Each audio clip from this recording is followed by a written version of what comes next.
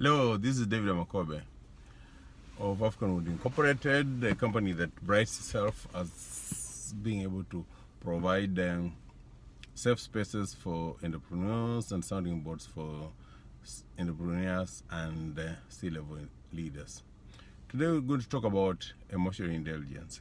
Emotional intelligence actually is simply the ability to perceive and express emotions such as anger, anxiety, disgust, fear, sadness, desire, and relaxation.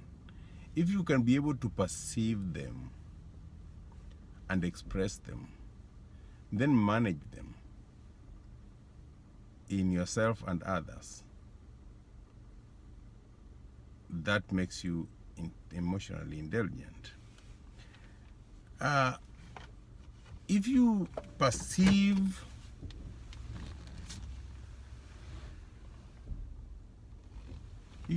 them and you manage them in yourself and in others to the advantage or mutual advantage of yourself, the others, of society, that makes you emotionally intelligent.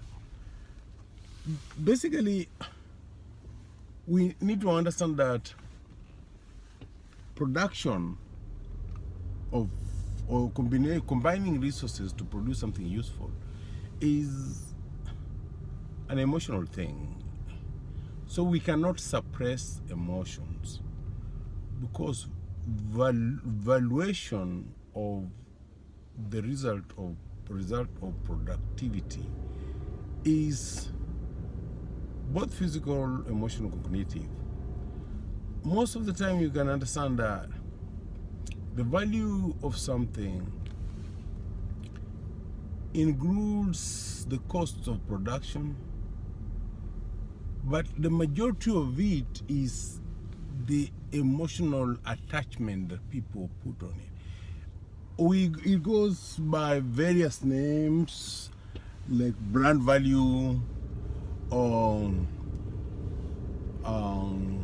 in a situation where you are renting a property,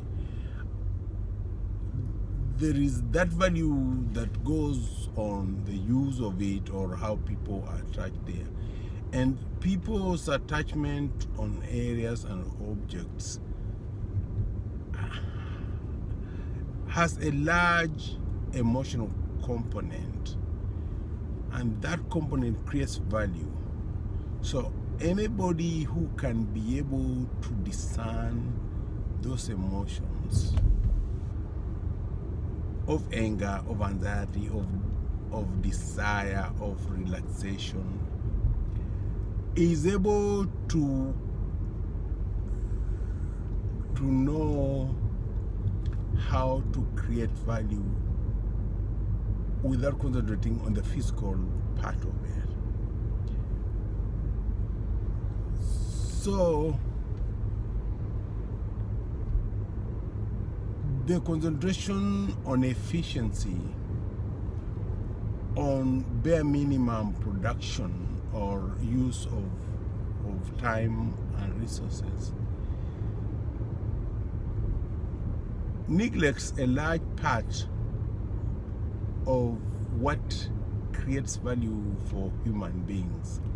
And we as human beings have created a world. Nature provided us with the environment, but we formed the environment that suited us or suits us. And that environment has a large element of our emotions invested there. For anybody who leads people or creates things that people use and neglects the emotional components of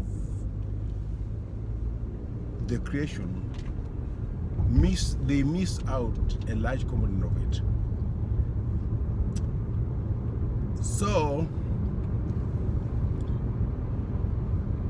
we need to be able to learn and teach our children the social ability to discern emotions and not suppress them, but to perceive them and express them in a productive way, in a way that is beneficial to them and beneficial to society.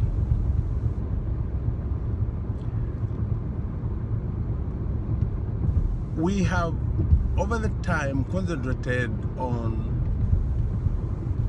all other things but not teaching our children or socializing children to be social.